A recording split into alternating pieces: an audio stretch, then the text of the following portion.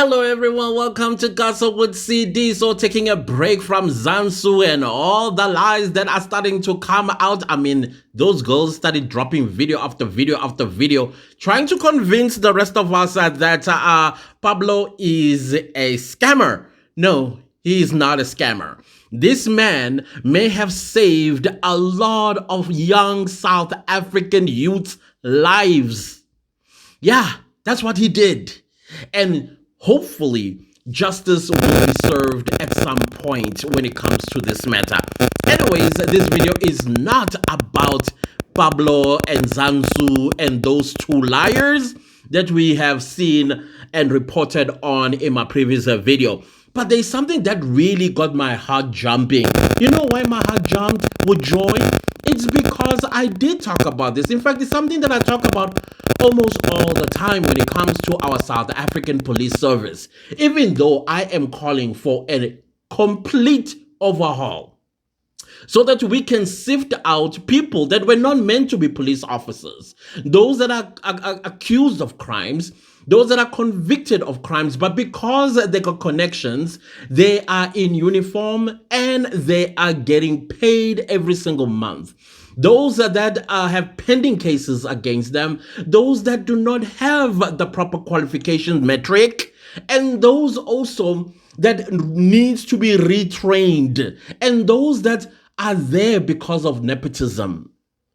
Yeah, they did not go to what you call police academy. They were just given uniforms and said, there you go, my son, or there you go, nephew. And then today they are so-called police officers. That is why you are seeing the crime in this country is so prevalent, because some of these guys don't even know the principles of investigations, the principles of collecting evidence and things like that. And then suddenly when they break into your house, they'll say, oh, we didn't find any fingerprints. And yet the fingerprints are all over. Instead of lifting those fingerprints, they will look at the surface of your furniture and say, you put too much oily stuff on your furniture when you clean it, and it makes it difficult for us to lift our fingerprints. Where have you heard nonsense like that in your life? Where? Because that whole black powder, I don't know what that black powder is called. It's supposed to neutralize the surface, whether it's shiny because you're using oils or it is not. It is to neutralize so that the fingerprint is, it kind of exposes itself and then you lift it. Why? Because they don't know what to do. Abazi, they just come and paint wherever you think there are fingerprints in that black thing and they leave you like that. And then next thing, 2 days later, they tell you the case is closed. How in 2 days later the case is closed? What investigations have you done? None. That is the police service we have in this country. Oh my goodness, if you had to be a victim of heinous crime, forget it. No justice. You will not walk away with justice in this country. So the thing that got my heart jumping, I'm busy reading online newspapers right now, and I came across Tech Central, an article that was written by Nkosinathi Ndlovu on the 18th of February 2025. And the headline is South African Police Service to pilot, wait for this, body cams starting this year. Did you not see me smile when I saw the word body cams? Because listen, I believe if they put body cams on police, on our South African police personnel, I'm not saying crime, especially that of bribery and corruption, will go away, because they will always find a way of going around this, right? They will always find a way of going around this. And the biggest problem I believe we are going to have are the people that are going to be in the nerve center, meaning the police or the people, the personnel that will be trained to monitor these cameras on the police chests and backs, as well as the dashboards. They are not going to be doing their jobs. Better yet, some of them might even want and find out who works there and then spread their legs, and now a relationship pops out of that, so that whenever they are corrupt out there, they are not held accountable. Now, the other thing that I'm worried about when it comes to these body cams is the unions. You know how they're going to run to the unions and say this is a violation of their privacy, right? Because these body cams are going to come with rules. Yeah, they'll come with rules. At what point do you switch the camera off? When you go to the loo as a police officer? And if you do go to the loo and then the police officer who's corrupt and say, hey, meet me at the Mall of Africa toilet, and then they mention which toilet that is, because they know once they get there, they switch off the camera and then money's exchanged and then a crime or the docket disappears.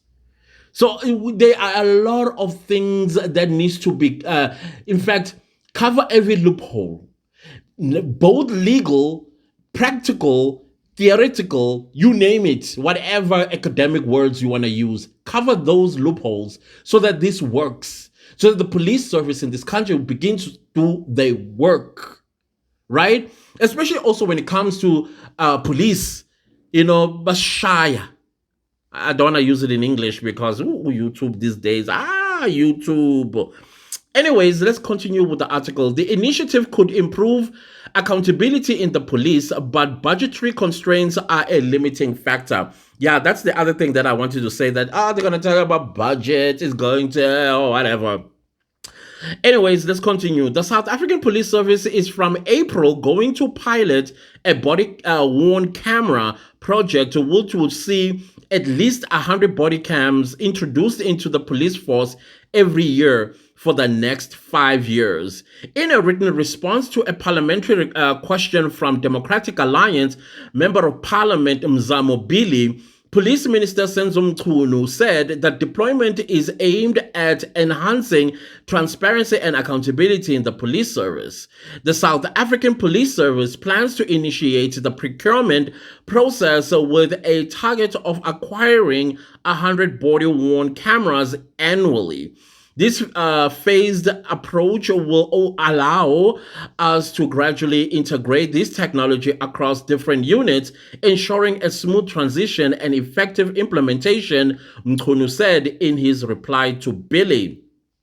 According to Mchunu, the estimated cost for each body cam is 28,818 Rand, meaning the project will at minimum cost 2.9 million Rand a year and 14.4 million Rand over 5 years. Bella, this is not too much. This is not a lot. What are you talking about?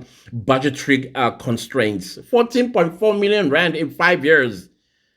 In a statement, the Democratic Alliance criticized the plan to deploy only 100 body cams a year as too few. I agree, especially considering there are nearly 179,000 police officers in South Africa. Totally agree. I 100% agree. At least let's do like 3,000 a year. At only 100 cameras a year, the risk of this initiative being undermined by preventable losses is high. Once again, I agree. Without proper tracking and accountability measures, the rollout could be whittled away to almost none within a few years, said the DA Billy in the statement. I agree. The body cam initiative was first mooted by former Police Minister Bheki Cele in 2019, but setting a date for its implementation has taken a long time. According to a report in The Citizen, the SAPS finally sent out a request for information in November 2024. As part of the initiative, the police wanted to collaborate with municipalities and businesses to leverage live cameras feeds as part of its crime-fighting arsenal. News of body cam projects follows the promise of government-wide tech-driven reforms by President Cyril Ramaphosa in his State of the Nation address earlier this month. Ramaphosa mentioned the overhaul of the gov.za platform, the digitization of home affairs, and the establishment of digital forensic lab, among other tech-led initiatives. It is now up to Finance Minister Enoch Gondongwana to allocate the funds for these projects. It is important to note that while we are committed to this initiative, the overall budget for the procurement of body-worn cameras will be contingent upon the availability of funding, Mkhunu wrote in his reply to Billy. The South African Police Service budget is currently under significant pressure due to emerging priorities and other critical needs. Yeah, this is quite interesting for me, I must say, because it's something that I've been asking about for a very long time. Also, let's not forget our police stations as well. There has got to be a camera or cameras that are audible and clear, that are facing the counter. You see the way you walk in, either to report a crime or to certify or whatever the case might be. Yeah, there. Have cameras all over there. Have live cameras beyond the counter as well. Have cameras in the interrogation rooms. No interrogation is going to take place in somebody's office, but they must be held in the interrogation room, fully equipped with cameras and audio that is clear. That is what we need in our police stations. And I'm very shocked that in 2025, we don't have that. It's shocking. At once upon a time, South Africa did make surplus in 2007. What happened to those profits that we made? It makes absolute no sense to me. But I'm telling you, they're going to be a pushback when it comes to this. You will see unions, because they're the best. They're like the NGOs that fight against South Africa. They're exactly the same. But anyways, I'm happy that there's at least something that is going to be happening. At least something that will be happening. But there needs to be strict rules. But in order for these rules to actually apply, you need to overhaul the South African Police Service. Let's get people that were meant to be police officers, because they are there. We see them. But unfortunately, there are too few. The rest, they are there because there are no jobs, and only the department in government that seems to be providing jobs is the South African Police Service. And so now they go there just so that they earn money at the end of the month. But when it comes to safety and security, they don't care. And hence we're having these high levels of crime. And also to think that our police force only make up 179,000 is a shame. It's a shame. And yet when you look at the private security, personnel, I think they make over 400,000. You know, I don't know if you've been to Cape Town before, and you will see these security guards. I think it's called CCID or something, like, or CID. It's a security. If you are in Cape Town, please correct me, or at least show us, make a video about these securities. I believe that you have to apply to the city of Cape Town to have them come to your community. But of course, you have to pay a fee to have them roam around your community. And they have body cams, those guys. They have body cams, they have dash cams, and that's exactly what we need to see with the police service. That's what we need to see.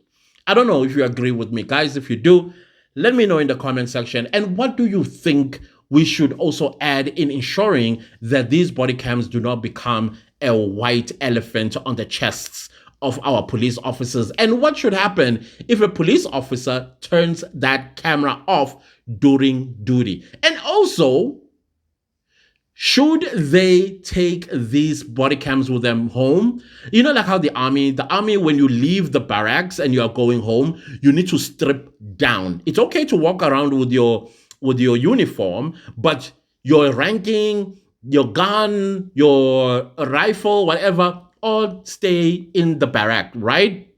Or wherever the army stay.